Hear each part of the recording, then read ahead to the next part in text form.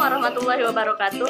Halo teman-teman, perkenalkan nama saya Siti Zahani, berasal dari Universitas Maritim Raja Ali Haji, Prodi Pendidikan Biologi, Fakultas Keguruan dan Ilmu Pendidikan. Nah, kali ini saya akan membahas tentang perkembangan kurikulum yang ada di Indonesia. Di Indonesia, istilah kurikulum menjadi populer sejak tahun 1950 loh teman-teman, yang mana dikenalkan oleh sejumlah kalangan pendidik lulusan Amerika Serikat. Nah, teman-teman tahu tidak? Sebelum mengenal istilah kurikulum, pendidikan di Indonesia lebih akrab dengan istilah rencana pembelajaran loh. Kurikulum sendiri mempunyai definisi yang berbeda-beda. Mengapa? Karena berbeda sudut pandang dan latar belakang dari para ahli.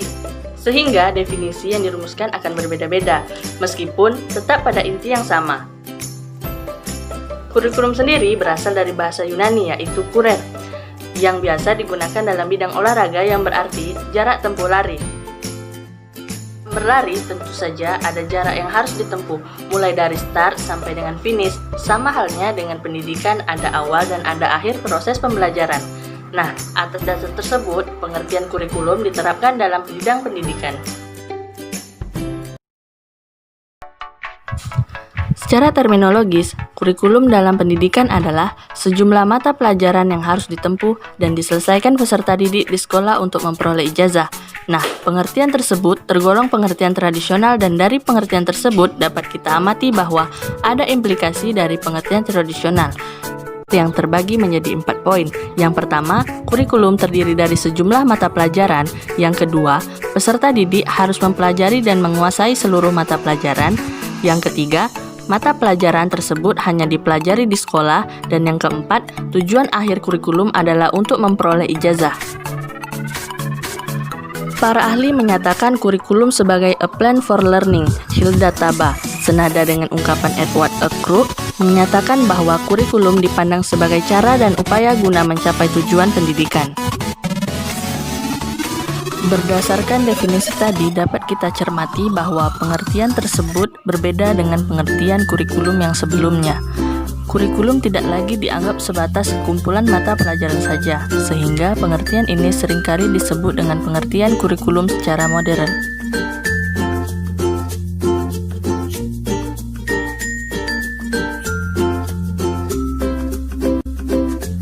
Judul jurnal ini adalah Kurikulum dan Pendidikan di Indonesia, Proses Mencari Arah Pendidikan yang Ideal di Indonesia atau Hegemoni Kepentingan Penguasa Semata.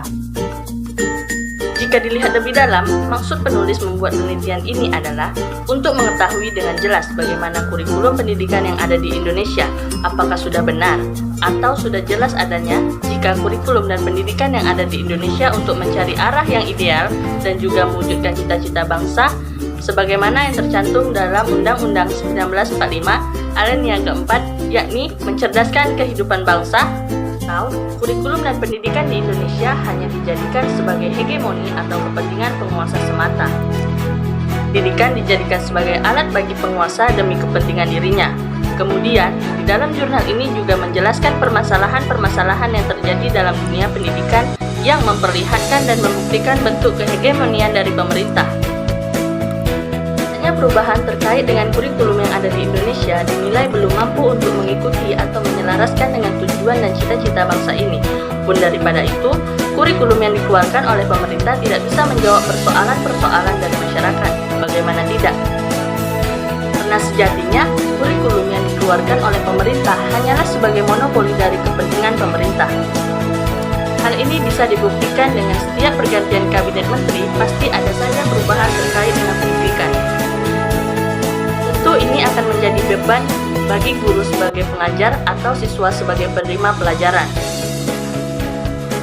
yang mana mereka tidak bisa terfokus pada satu ketetapan.